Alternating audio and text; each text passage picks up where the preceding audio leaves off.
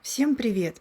Сегодня я расскажу и покажу, как сплести вот такую вот пузатую корзинку с ажурным рисунком посередине и как сделать прочный замочек на такую вот ручку.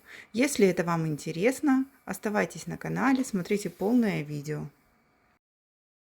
Начну свою корзинку с цветка сакуры. Это будет начало донышка. Итак, для этого потребуется 3 увлажненные трубочки. Вот так вокруг одной трубочки мы оборачиваем другую и первой трубочкой делаем круг и вставляем трубочку в петлю. Все хорошо подтягиваем, но не до конца, чтобы можно было просунуть третью трубочку. Третью трубочку из-под низу наверх между трубочкой и образовавшимся углом мы оборачиваем и уводим под место сгиба. То есть под вот этот вот угол. И у нас получается вот такой вот замечательный цветочек из 3 рабочих трубочек. Все хорошенько затягиваем. В принципе, вы можете начать как вам удобно, то есть можете просто крест-накрест там 4-6 трубочек сложить и начинать оплетать их, то есть стандартным каким-то началом. Но я как-то люблю больше цветок сакуры. Если трубочки плохо идут, укладываются, то можете слегка их присыпать тальком, тогда цветочек сакуры будет намного проще плести. Если они у вас сильно увлажнены, то присыпьте. Так, теперь мы берем 2 рабочие трубочки. У одной трубочки я подрезаю кончик, вторую под острым углом. Вот так. То есть разглаживаю, делаю бороздку, складываю пополам и вставляю в первую трубочку. То есть наращиваю. Это вот самый такой основной момент, первый, с чего мы начинаем. Сгибаю немного выше места наращивания, и место наращивания у нас уходит под трубочку, чтобы его не было видно, если вы заглянете в корзинку. Итак, начинаем оплетать веревочкой из 2, то есть верхнюю вниз трубочку, нижнюю наверх. И чередуя вот такие вот действия, у нас получается рисунок веревочки, да, шаг веревочкой. Вот, и начинаем оплетать по кругу, то есть оплетаем, оплетаем, оплетаем до того момента, когда нужно будет добавлять стоечки.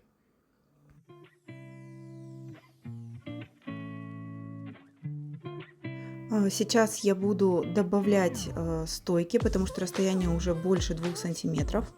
Итак, я расширяю ножничками кармашек и вставляю трубочку справа от стойки. Все трубочки я подрезала под острым углом. Угол поворачиваю так, чтобы он легко скользил как бы по основной первой стойке, тогда трубочки легко входят, и оплетаю, не разделяя эти трубочки, то есть 2 трубочки сразу я оплетаю веревочкой. Таким образом у нас наши добавочные трубочки зафиксируются и не выпадут в дальнейшем из плетения. Вот так по кругу я добавила и оплетаю дальше.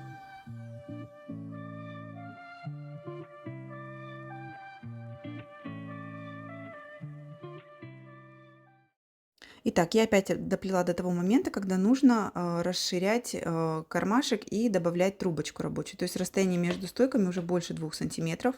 Вы можете раздвинуть ваши двойные стойки и оплести каждую стоечку по отдельности, таким образом сократится расстояние между стойками, или же добавить вот так вот 3-ю трубочку в кармашек, как это делаю я. Мне в последнее время больше нравится именно такой вот рисунок, когда кармашек расширяется вот без мелкого плетения.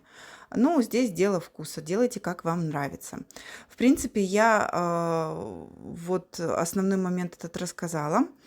Все наращивания выполняю за стойками, чтобы их не было видно.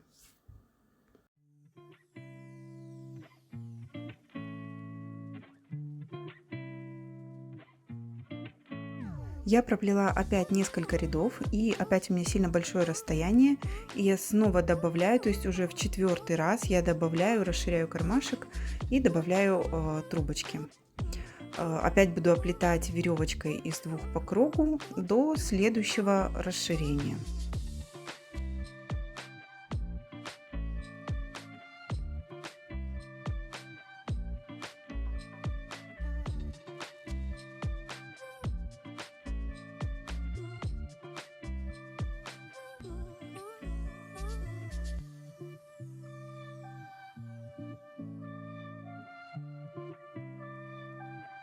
Теперь я не буду добавлять пятую трубочку, я буду вот так попарно оплетать. То есть раздвигаю трубочки по 2 и буду оплетать также веревочкой из двух каждую пару.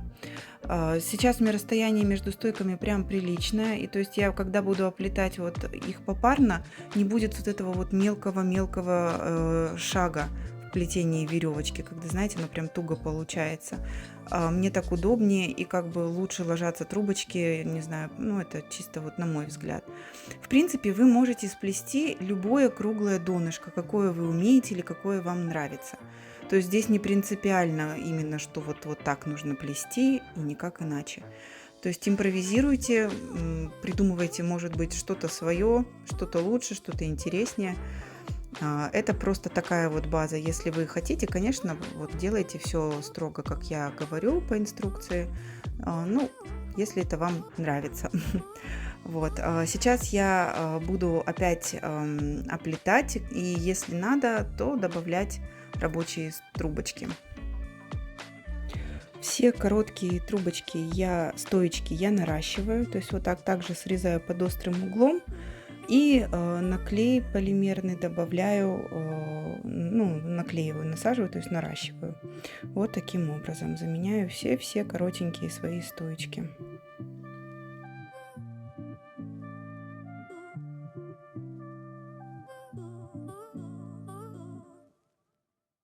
Теперь к каждой паре трубочек я добавляю, расширяю кармашек и добавляю третью стоечку, третью трубочку.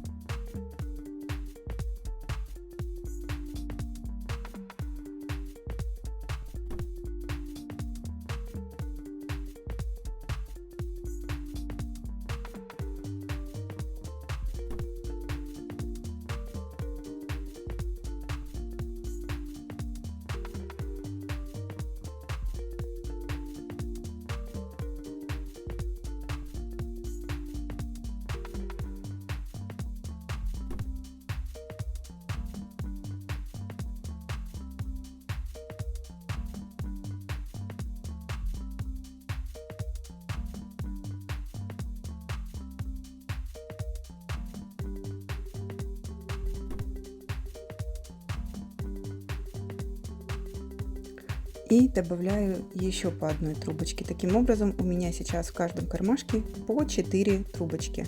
И каждую четверку я оплетаю веревочкой из двух.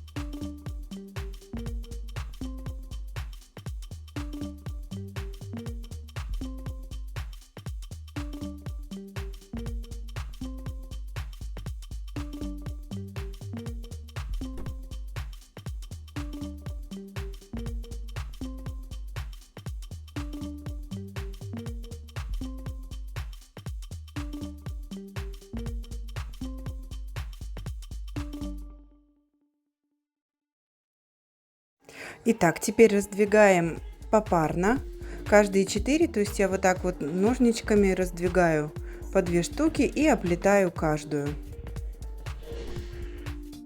Благодаря вот именно выдерживанию вот таких больших достаточно расстояний и потом раздвигая вот так постепенно попарно, не будет прям мелкого-мелкого шага веревочки. То есть мне не очень это вот в последнее время нравится, когда вот плетешь, раздвигаешь и приходится прям очень плотно плести. Это, во-первых, и тяжело в плане того, что напрягаешься, потом руки болят. И вот этот мелкий шаг мне не всегда и не везде нравится. Поэтому я вот для себя в последнее время плету именно вот таким образом.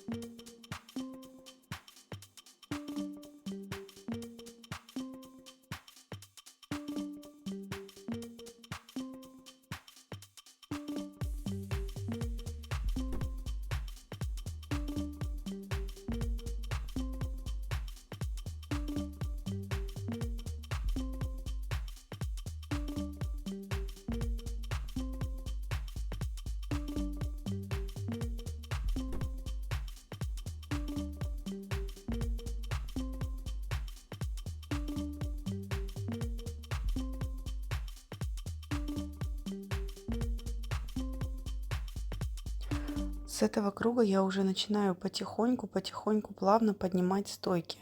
То есть я вот каждую стойку, когда оплетаю, я ее поднимаю и после этого вот начинаю оплетать. То есть завожу верхнюю трубочку вниз, в нижнюю наверх. Таким образом у вас постепенно стенки начнут подниматься и будет плавный переход. То есть я здесь не буду делать резкого поднятия стоечек на стенке, а будет вот такой вот плавный изгиб у дна, перехода дна на стенки. Таким образом, стоечки на стенке я буду проплетать, меняя угол каждый ряд, буквально несколько рядов. То есть это рядов 5-6 я буду поднимать вот эти вот стенки плавно. Каждый раз немного изменяя угол, делая его круче, то есть поднимая стенки на себя. Все стеночки у меня стойки останутся двойными, то есть дальше корзинка будет на двойных стоечках. Но это на ваш взгляд, можете сделать одинарными. Если хотите, можете раздвинуть их и оплетать каждую по отдельности.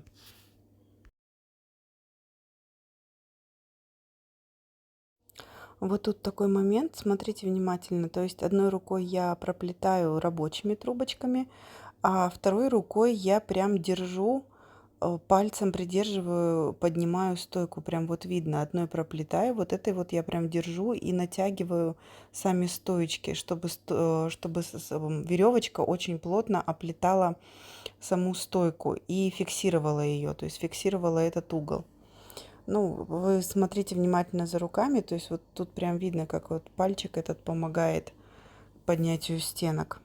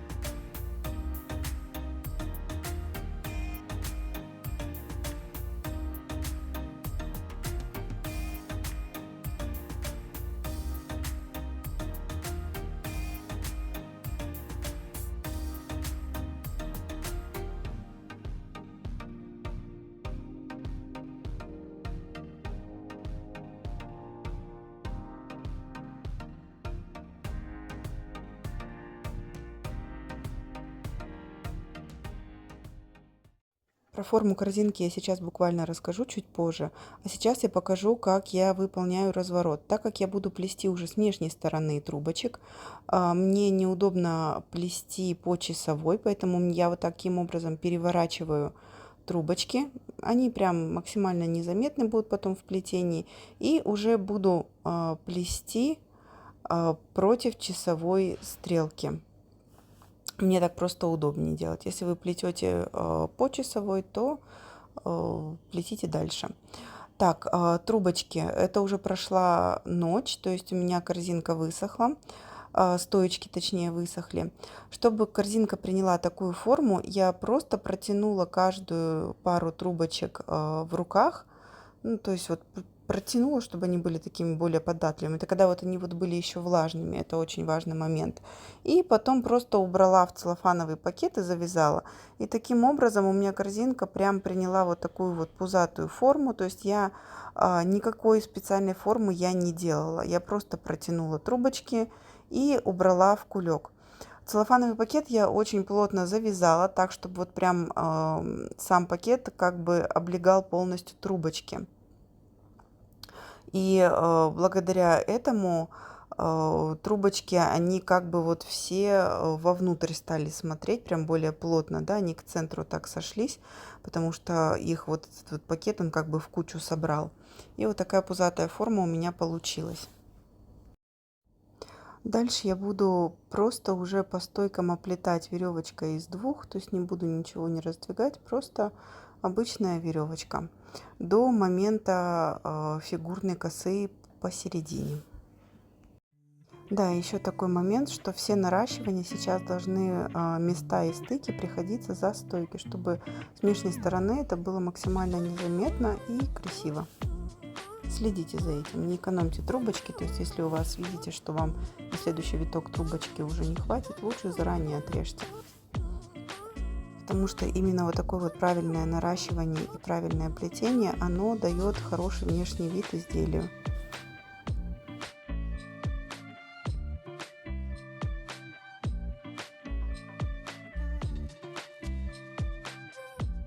Также внимательно следите за стойками, чтобы они у вас никуда не уходили и держались всегда прямо. То есть следите за рисунком именно стоечек. То есть если оно у вас куда-то вот смещается, вы проплели ряд, и посмотрите внимательно. Где-то что-то подтяните, где-то верните на место, потому что когда плетешь веревочкой, тем более вот по спирали, оно закручивается. Есть такое свойство у трубочек, что оно вот по ходу плетения может заворачиваться. Поэтому все стойки возвращайте на место.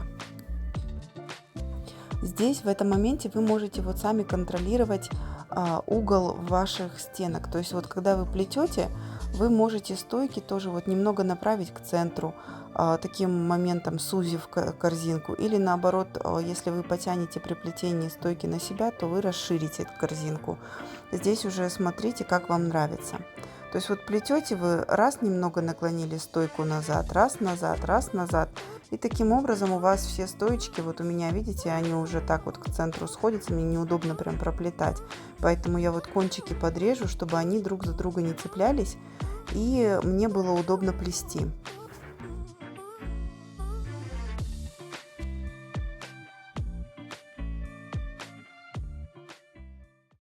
Так, сейчас мы подошли к тому моменту, когда я буду плести ажурчик свой. Так, я его буду плести веревочкой из трех двойными трубочками рабочими.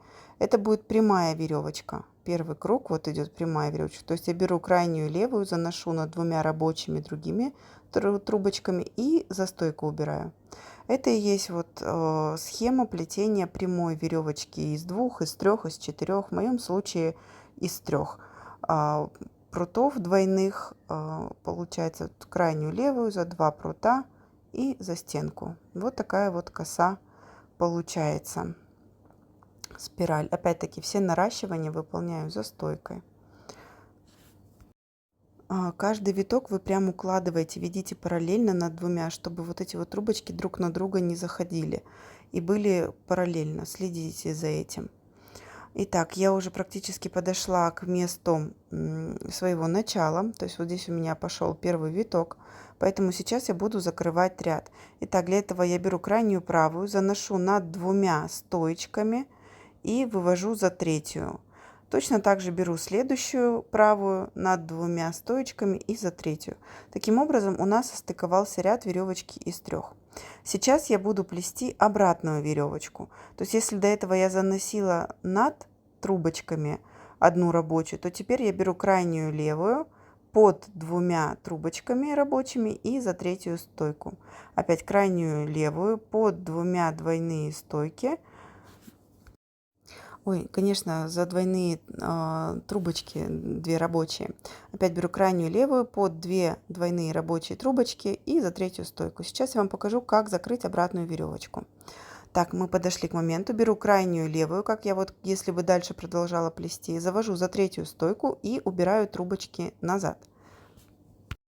Беру следующую левую и под один виток, то есть под один вот этот вот виток я просовываю и убираю назад. Беру третью пару трубочек и завожу, так получается, раз, два, 2 стойки и под уже 2 витка убираю за третью трубочку и оставляю сзади.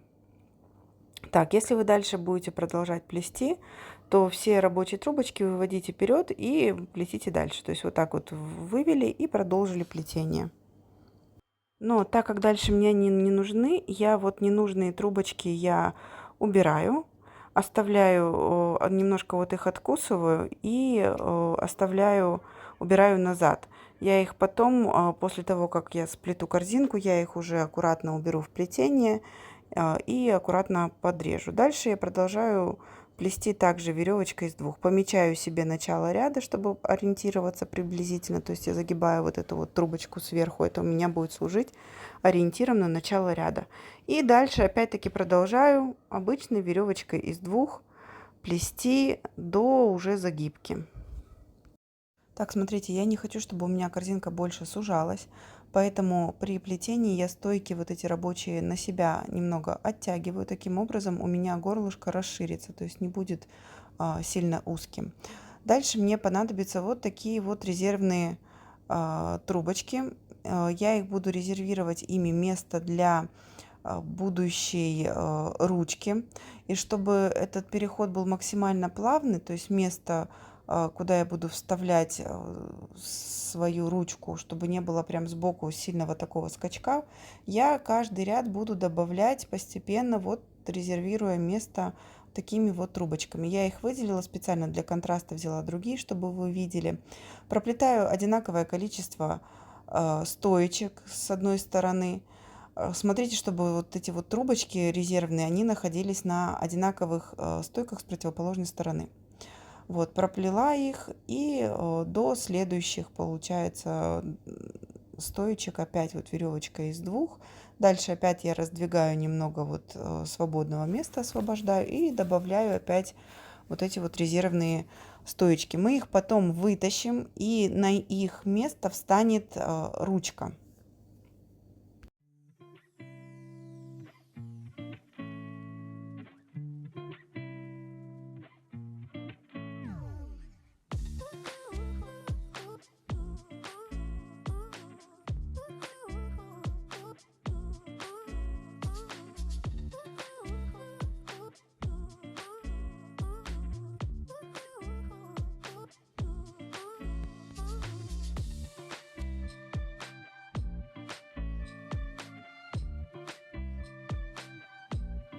Так, сейчас я добавлю еще по одной трубочке с каждой стороны. Таким образом, у меня 5 трубочек в резерве для ручки. Этого количества мне вполне хватит, чтобы ручка спокойно вошла. И поэтому дальше я уже буду оплетать, не добавляя вот этих вот добавочных трубочек для резерва.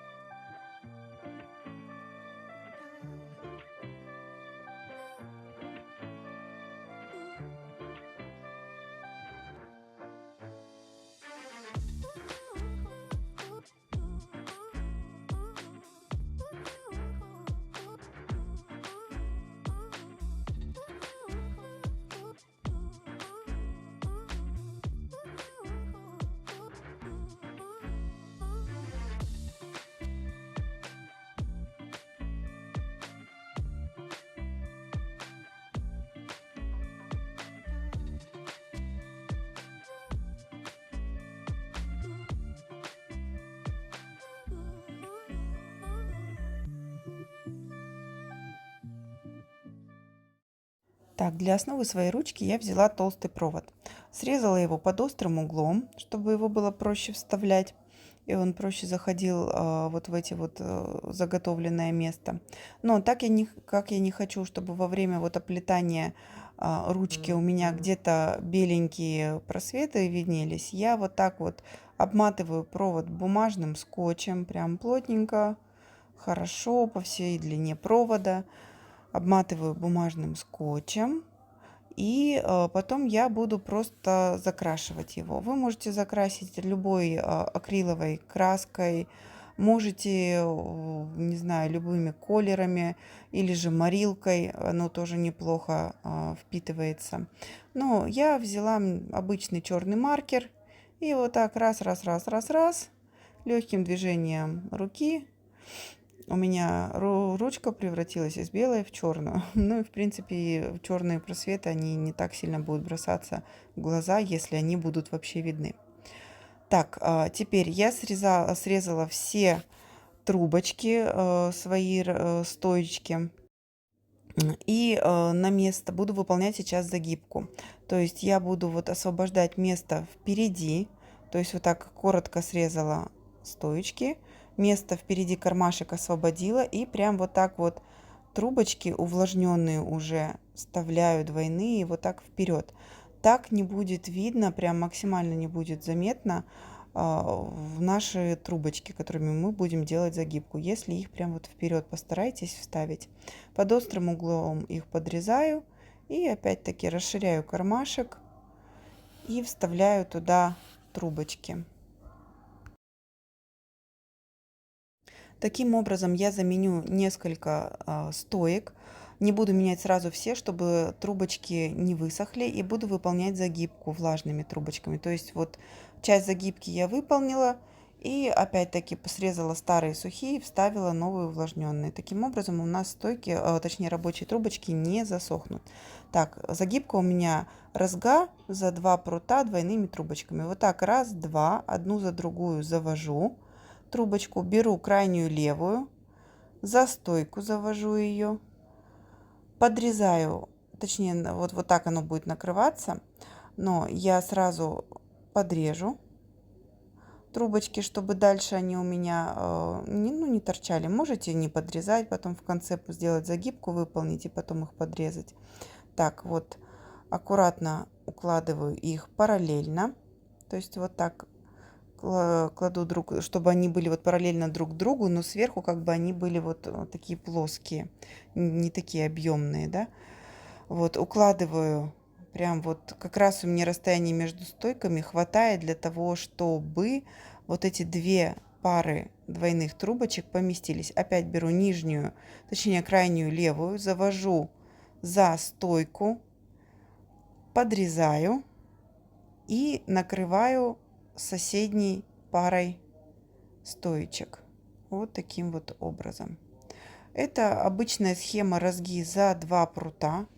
Просто я ее выполняю двойными трубочками. Ничего сложного, но очень красиво смотрится. Мне нравится. Следите за тем, чтобы трубочки ложились параллельно. То есть вот, чтобы одна трубочка была прижата к другой. И когда вы накрываете, они тоже ложились, вот эти вот стойки, которыми вы накрываете, тоже ложились аккуратно. Так, вот здесь вот я подрезаю, трубочку накрываю, и следующую пару трубочек я вот буду заводить, прям огибая вот эту вот свою ручку, да, будущую. То есть не где-то вот сбоку, не так, а именно завести за все трубочки, как будто вот это вот прям стоечка. Вот смотрите так на вот это вот все. То есть как будто это стойка, а не ручка. Вот завели, подрезали и накрыли соседней парой.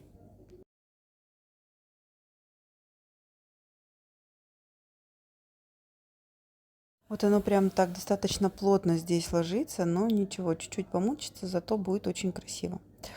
Так, вот я так размещаю, аккуратно укладываю, чтобы это все было параллельно и не заходило друг на друга. Две пары трубочек, а именно вот шли параллельно они, не сбиваясь с рисунка. Беру следующую пару, завожу за стойку и беру, накрываю именно вот этой вот парой трубочек, которая у меня спряталась за моей добавочной. То есть там то место, где будет находиться ручка. Это такой хитрый момент, где бывает, что ну вот просто забываешь, потому что они прям прячутся. Этот момент игнорировать нельзя. И вот следите, вот здесь вот будьте внимательны. У меня, к сожалению, не записалась именно та часть видео, как закрыть разгу, рисунок вот разги. Но у меня в любом видео, особенно вот в последних, я везде использую загибку, делаю загибку разга. В принципе, посмотрите, если вы не знаете, как закончить, закрыть загибку разга за 2 прута, то есть посмотрите мое любое видео, и там, в принципе, вы увидите. Так, не знаю, почему именно вот этот момент у меня видео не сохранилось. Я прям все снимала, потом смотрю, почему-то именно эта часть видео не записалась. Но ничего, я все-таки решила выложить это видео. Думаю, жалко будет не поделиться с вами плетением такой корзиночки, поэтому, если вам не сложно, зайдите, посмотрите, как закончить разгу за 2 прута.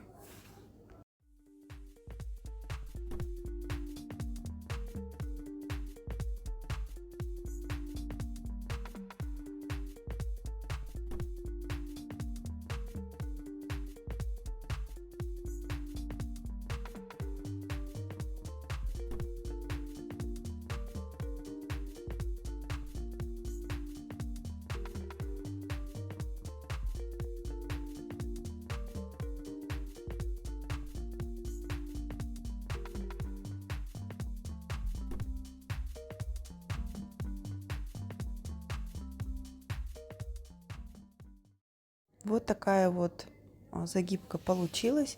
Хоть она и не такая сложная в исполнении, но очень красиво и эффектно смотрится. Так, убираю теперь все добавочные вот эти вот зарезервированные прутики. Я их вытаскиваю и на их место вставляю провод. Он прям, ну, сейчас я вот уберу все остаточки, пока мне вот это удобно сделать без ручки. То есть я вот так аккуратно подрежу, прям плотно-плотно краешку. И их уже они не будут мешаться потом в корзинке. Так, беру вот так вот прут, свой провод. Он очень хорошо, легко входит благодаря вот этому вот месту, которое мы зарезервировали. Прям поглубже его вот так вот запихиваю, чтобы он хорошо вошел туда и как бы держался не на краешке, да, то есть прям хорошо плотно его туда вставьте. И сейчас я начну его оплетать и делать замочки. Так, для этого мне понадобится 5 увлажненных трубочек, которыми я буду выполнять замочек и оплетать ручку. Так, расширяю ножничками, то есть сначала я их нарастила, то есть у меня 5, то есть 10 трубочек я нарастила, и получилось 5 длинных рабочих увлажненных трубочек. Так, я вот так вот шилом раздвигаю место и протаскиваю первую трубочку так, чтобы место стыка вот этого наращивания приходилось прям посередине ряда, то есть его не было видно ни с одной, ни с другой стороны. С внешней стороны тем более его видно не будет. И вот так вот все 5 трубочек я поднимаюсь на один ряд, и то есть все их вот так вот в плетение протаскиваю. Будьте аккуратны при работе с шилом, потому что здесь очень просто уколоть себя. Так, и вот последнюю, 5-ю длинную трубочку я протаскиваю. Так, сейчас я смотрю приблизительно, как уложить замочек, как сделать. Так, для начала я поработаю вот с этими вот задними трубочками. Ими я буду оплетать ручку. Можете вот так по очереди, поочередно одну за другую перекидывать с одного края на другой. Таким образом оно очень плотно укладывается виток к витку. И вы можете контролировать, чтобы вот трубочки не наскакивали друг на друга. Таким образом плетение вокруг провода, оно будет прям плотным. Или же можете сделать вот так, прям сразу 5 вот этих трубочек оборачивать вокруг провода. Но будьте внимательны, этим способом трубочки прям очень легко могут наскочить друг на друга. Здесь прям нужно аккуратно прям чувствовать, как вы оборачиваете, накладываете вот эти вот трубочки, чтобы не было никакого перекрестия, да, то есть чтобы они не забегали друг на друга. Так, вот я их все обогнула, то есть дальше мне нужно наращивать, поэтому я сейчас просто зафиксирую трубочки, чтобы они у меня не расплелись. И поработаю с замком, чтобы вот эти вот нижние трубочки у меня не высохли. Так, я их немного вот так протаскиваю, чтобы они стали более пластичными. И начинаю, беру крайнюю верхнюю, завожу ее повыше, то есть делаю такую петлю вокруг ручки. И возвращаю с противоположной стороны, да, то есть расширяю и вот сюда ее вывожу с противоположной стороны. Первая петелька у меня идет максимально высоко. Также я поступаю со всеми следующими, но они уже у меня будут оплетать. Каждая следующая будет спускаться ниже предыдущей. Да? То есть точно так же, когда я ручку огибаю, то есть эта вот петелька будет спускаться. Таким образом у меня получается такой рисунок косички. То есть здесь уже сейчас вот третью трубочку я как только протащу, уже будет видно, что такая вот коса как бы получается, как рыбий хвостик плетение. Вот так вот попарно спускаюсь. И следите за тем, чтобы вот когда вы трубочку убираете назад, вы попали именно в тот ряд, из которого она начиналась. То есть не смещайте рисунок. Тогда это будет красиво. Ну, как бы не нарушится порядок, да, этих трубочек. Вот таким образом прям укладывайте плотно, следите за тем, чтобы вы выполняли одни и те же действия, чтобы рисунок не сбился. Укладывайте трубочки, прям ведите, вот я прям пальцем укладываю трубочку, прям пальцем веду его вот так вот вдоль всего замочка. Вот раз, провела и убрала назад. И опять-таки последнюю трубочку укладывайте, прям чтобы они у вас ложились плавно. Если они непослушные, протяните трубочку в руках, прогладьте ее, тогда трубочка будет пластичной. Если у вас сильно плотно ряды сплетены, то воспользуйтесь шилом. То есть вот здесь с другой стороны вы можете продеть шилом, надеть трубочку на шило и протянуть, если вам прям тяжело протаскивать. Так, теперь все трубочки я протянула, то есть сделала вот такой уже прочный замочек. И сейчас я буду их прятать вот сюда. То есть сейчас я вот здесь вот покажу. То есть я вот так расширяю спицей. Мне тяжело протаскивать, потому что здесь настолько плотно, что у меня трубочка не хочет идти. Спицу я на спицу нанизываю трубочку. И вот так спицу вместе с трубочкой вытаскиваю. Таким образом я перетащу все 5 трубочек и подрежу аккуратненько хвостики, чтобы их вот они не мешали. Вот таким образом получается очень плотный, очень надежный замок, который у вас не расплетется. То есть можно не бояться смело в корзинку какие-то тяжелые вещи ложить. Теперь вернемся к ручке. Выполняйте все наращивания трубочек, чтобы они приходились, рассчитывайте так, чтобы они вот были не внешней, а с внутренней стороны ручки, да, чтобы их было вот, ну, незаметно. Поэтому так вот примеряйте и по одному отрезайте. Так оно красиво будет ложиться и не будет видно места стыка вашего, да, то есть вот приблизительно примерьте и отрежьте. Учитывайте то, что когда трубочку вы наращиваете, у вас наращивание все равно немного вот этот шов смещается вперед, так что вы отрезайте чуть-чуть подлиннее. Рассчитывайте, что у вас все равно вот этот шов, он немного сместится, имейте это в виду. Так, вот точно так же, как обычно я всегда делаю, разгладить, сделать бороздку, сложить пополам и нарастить. Все нарощенные трубочки, опять-таки, прогладьте, протяните, чтобы они были пластичные и легко укладывались во время плетения. Все наращивания выполняю на полимерный клей. Можете использовать ПВА, то есть как вам удобно. Но я обычно всегда использую полимерный. Так трубочки проще, хорошо заходят и вот прям скользят на него. Надеваются прям очень легко. Вот, последнюю трубочку я нарастила. Нет, еще одна осталась. Вот теперь точно последняя. 5-я. Нарастила. Сейчас я их вот все протяну. И буду опять укладывать. Так.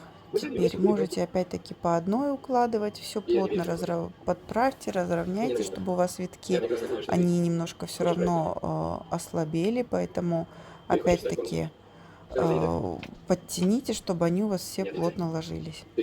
Итак, вот опять продолжаем оплетать провод по спирали, да, вот можете по одной перекидывать, нижнюю перекинули, наверх завели. И вот таким образом можете двигаться по спирали по всей длине трубочек, по всей длине ручки, да. В качестве основы ручки вы можете взять несколько трубочек или же проводы разного диаметра. То есть, что вам удобно, то и берите. У меня оказался под рукой провод, и я вот решила его использовать. Так, теперь опять вот я протаскиваю одну трубочку и смотрю приблизительно, где будет приходиться место наращивания, потому что длины этой трубочки мне не хватит, чтобы выполнить замочек с этой стороны. И я все трубочки буду наращивать. Я их наращу и выполню точно такой же замочек, как я делала раньше. Итак, вот такая вот получилась корзиночка. Осталось ее только загрунтовать и пролакировать. Надеюсь, видео вам было полезным. Ставьте лайки, подписывайтесь, пишите, я вам отвечу.